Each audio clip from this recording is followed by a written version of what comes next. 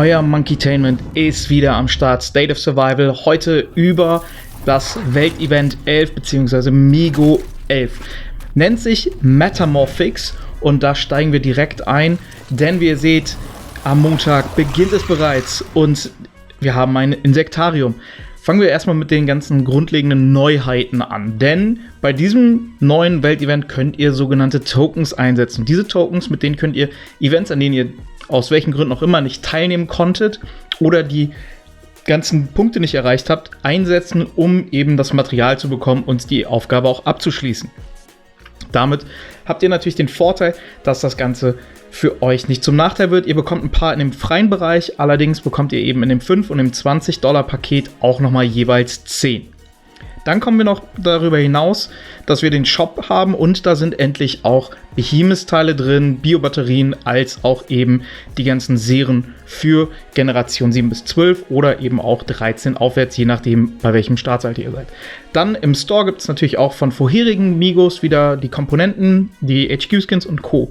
Wir haben auch neue Events wie das Allianz-Duell, gehe ich nochmal in einem weiteren Video drauf ein, ist Allianz gegen Allianz-Krieg. Wie Start gegen Start, nur eben ohne Voucher. Also die Verluste tun richtig weh. Dann gibt es noch Troop Drill. Auch habe ich schon mal in PTR-Updates-Videos vorgestellt. Ist jetzt nicht so super high sophisticated. Das lässt sich eigentlich recht einfach erledigen. Man muss einfach immer nur wieder nach einer gewissen Zeit neue Einheiten hinterlegen. Jetzt kommen wir aber zu dem großen Teil der Migo-Forschung. Denn dort gibt es massiv Änderungen. Es gibt die Sachen, die wir von vorherigen Weltevents oder Migos kennen. Die Hauptstadt Buffs, die truppenbezogenen Buffs, Gathering Buffs, also Sammelbuffs, Instant Gathering. Aber wir haben auch neue Sachen, zum Beispiel das Settlement Refinement, wo ihr pro Woche, je nach Forschungsstand, bis zu 2 Stück bekommen könnt. Und wenn ihr später nochmal mehr bekommt, dann sind es sogar bis zu 8 pro Woche. Das ist natürlich massiv viel mehr. Und dann gibt es auch noch viele weitere neue Stats, wie eben der Heldenschaden oder eben auch der Heldenschadensreduzierung. Hier sehen wir jetzt auch, dass zum Beispiel die Kosten für gewisse Sachen reduziert werden können. Das hilft natürlich auch beim Fortschritt. Da haben wir auch die Erweiterung gesehen. Und jetzt sind wir auch bei dem Bereich, den ich eben schon angesprochen habe, nämlich mit dem Heldenreduzierungsschaden.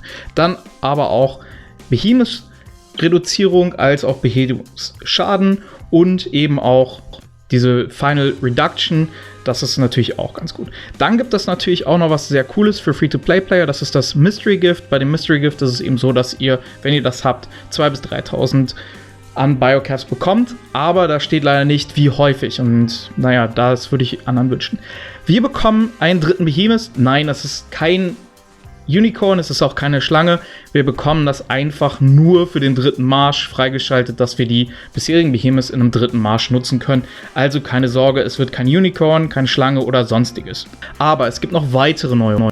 Neben dem ganzen Behemoths und Heldenschaden und Reduzierung gibt es auch noch ein neues Talent, was eben für 30 Minuten 100% den Marsch beschleunigt. Das ist natürlich bei zum Beispiel Adjutant Heath, das ist besonders da halt der Kracher, wenn du die Infizierten jagst und dort eine 100% Marschbeschleunigung per se schon freigeschaltet hast.